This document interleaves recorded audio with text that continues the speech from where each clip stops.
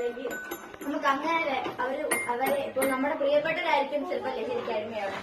അവരെ നമുക്ക് ആ ലഹരിയിൽ നിന്ന് നമ്മള് ഈ ലഹരി ഉപയോഗിക്കുന്നത് നമ്മളെ തന്നെ കളയും. അങ്ങനെ ബാക്കിയുള്ള നമ്മൾ മോശം വഴിയിലേക്കായിരിക്കും തള്ളിവിടാൻ പോകുന്നത്.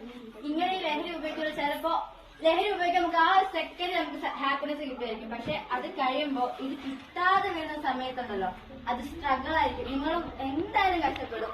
ലഹരി ഉപയോഗിക്കാതെ അത് കഷ്ടപ്പെട്ട് അങ്ങനെ മരിക്കും, ഓവർഡോസ് ആയാലും മരിക്കും. അത് മാത്രമല്ല ഈ ലഹരി കിട്ടിക്കഴിയുമ്പോൾ പ്രത്യേകിച്ച് ഒരു എനർജി ആയിരിക്കും നമുക്ക് കിട്ടുന്നത്.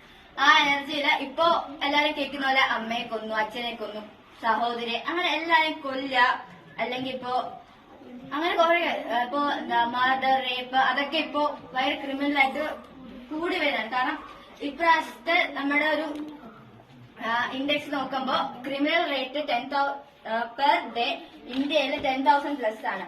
കാരണം ഒന്ന് ലഹരിയുടെയാണ്, മദ്യത്തിന്റെയാണ്. പിന്നെ നമുക്ക് ബാക്കി എവിടെ നോക്കിയാലും നമ്മൾ രാവിലെ ന്യൂസ് വെക്കാൻ പോലും ഡെയിലി നമ്മൾ അറ്റ്ലീസ്റ്റ് ഒരു 10 വാർത്തയിലും ലഹരിയെ പറ്റി കേൾക്കും. കാരണം ഇന്നത്തെ സിറ്റുവേഷനിൽ ഇന്നത്തെ ലൈഫിൽ ഏറ്റവും കൂടുതൽ ലഹരി ഉപയോഗിക്കുന്നവരാണ് കൂടുതൽ. നമുക്ക് ചിലപ്പോൾ നമുക്ക് പരിചയമുള്ളത് ലഹരി ഉപയോഗിക്കുന്നവരൊക്കെ നമുക്കറിയായിരിക്കും. എന്നാൽ പോലും നമ്മൾ ആരോടും തുറന്നു പറയത്തില്ല. കാരണം നമുക്ക് പേടിയാണ് അവർ നമ്മളോട് എന്തെങ്കിലും ചെയ്യും, അല്ലെങ്കിൽ നമ്മളെ അതിൽ ഇൻവോൾവ് ചെയ്യണം. അങ്ങനെ ഒരിക്കലും ചെയ്യരുത്. അങ്ങനെ ഒരാളെ കാണും, അല്ലെ അയാളെ പറ്റി ലഹരിയെ പറ്റി ആരും എന്തെങ്കിലും ഉപയോഗിക്കാൻ അറിയുവാണെങ്കിൽ